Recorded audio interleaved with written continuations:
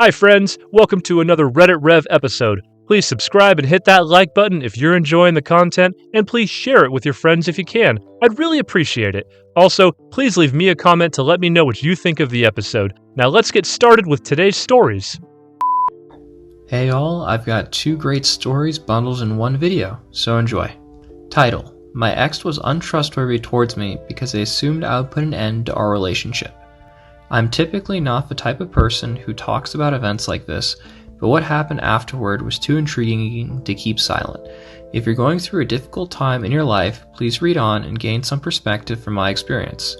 That fateful day when we ended our relationship still stands out in my memory. My ex had asked me to go get some snacks from the grocery store, so I thought it was a typical night of cuddling and watching movies as usual. Yet after the movie finished playing, they abruptly got up and left without another word, leaving me completely baffled by what just happened. My ex suddenly reappeared and began to deliver the "we need to talk" speech. They confessed that they had been speaking with someone else, that we engaged in an emotionally charged conversation, which was one-sided. They were seemingly alright. We debated about what our next steps should be, so I moved up, gave him space and all that. I recall it had been 2 or 3 weeks of no contact when I asked my ex on a date. It was like I asked to start over, and that request was rejected with "I'm in a new relationship now." My heart was shattered into pieces. To find out they had already moved on while I was struggling through a difficult time, well, it broke me. After processing that news, my hope for getting back together evaporated completely, not just because of rejection, but also due to feeling betrayed by them. My emotions ran rampant when I chose to no longer contact them. Sadness, anger, and depression swirled, but also unconstrained bouts of joy. Inebriated evenings at the bars became a regular occurrence. While it may not have been my best self, I did enjoy myself. It took me 6 months before finally dating again. Despite the occasional hookup or mild connection that followed, any potential relationships were met with an overbearing sense of judgment, so nothing seemed to last beyond the initial phase. For the past few years, I was quite satisfied in my single life and had no desire for relationships. The idea of constant communication and emotional attachment seemed like an eternity to me, yet that experience ultimately proved beneficial.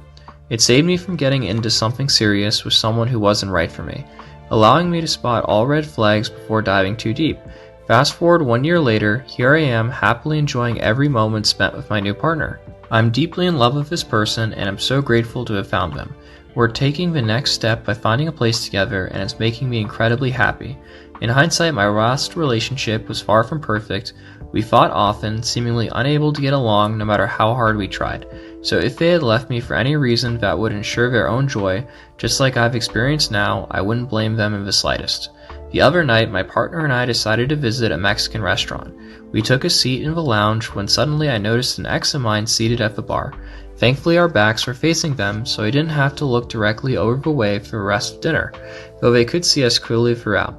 As I left, lost in some matters on my phone and not watching where I was going, it occurred to me that this wasn't quite what you want your ex seeing as you depart.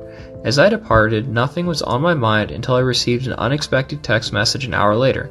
The unfamiliar number left a confused yet flirty comment about my new glasses. It took me a while to realize who it could be. The ex. Fortunately, they were only joking when they said that I should delete their contact details. Too little, too late though. After the dreaded "how have you been" text, all favorite messages were ignored and erased. No more communication since then. It's now been 6 or 7 days without any other attempts of reaching out by them again. I don't want to be impolite and ignore them, but neither do I wish to exchange words with someone who has not been part of my life in the past year. It's not that having small talk would necessarily bother me. However, it is energy draining when all you really desire is to spend quality time with your preferred interlocutor.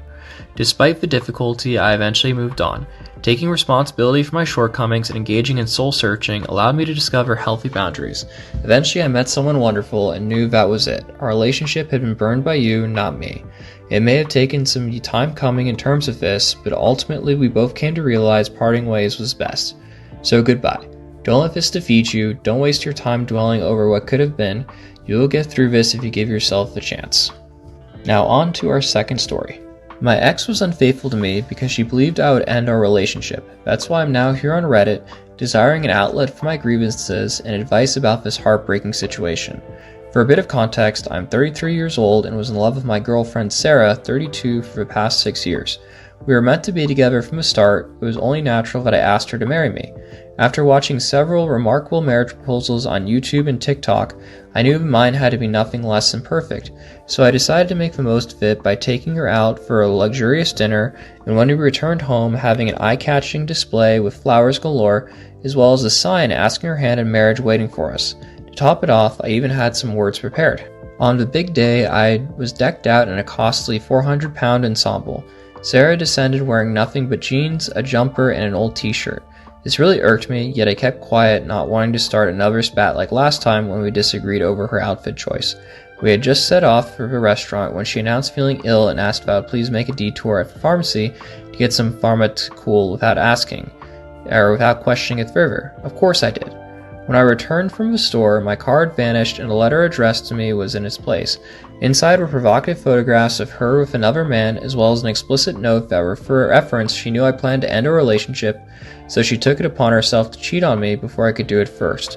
The message contained some words that would be prohibited here, however, how this thought even crossed her mind still leaves me bewildered. When my soon-to-be bride arrived home and saw the surprise I had set up in her room, she realized how big of a mistake she made by leaving. She called me about 10 minutes later with an excuse that it was all meant to be a big joke, but when I brought up the photos, her attitude shifted quickly from nonchalant to remorseful, as she expressed her desire for us to get married now more than ever. In light of the situation, I decided it would be best if I stayed at a friend's place tonight while contemplating what steps should come next. Should we reunite? Comment 1. Absolutely not. Her decision to cheat on you instead of having a constructive conversation is indicative that she would not make an ideal partner for you, or even a good person. If you take her back, it's likely she'll revert back to cheating every time there are issues in your marriage because there won't be any trust present. The relationship then wouldn't just be unhealthy, but highly toxic as well, and unfortunately, with this type of behavior already displayed during the engagement stage, it doesn't seem like much work can save this marriage at all. If she suspected that relationship was coming to an end, then logically speaking, she would know that having sex with someone else was a viable option once single. However, instead of straightforwardly expressing her insecurities, she chose to take matters into her own hands and hurt you significantly first. That behavior is extremely toxic. Do not, I repeat, do not take her back. Comment 2. I'm having a hard time believing she just randomly had someone lined up to have sex with and take pictures at the same time. That guy has been around for some time now, so if any part of her story is true, then it isn't that she thought you were going to break up with her while you were wearing your best clothes during an evening outing. Rather, it's that she believed you already knew about this affair, thus allowing her actions to reach their peak level of destruction.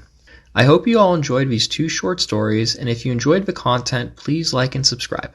I hope you enjoyed our video. It's always a pleasure creating these stories, and if you liked what you saw, please take the time to show your support by giving it a thumbs up and subscribing if you haven't already done so.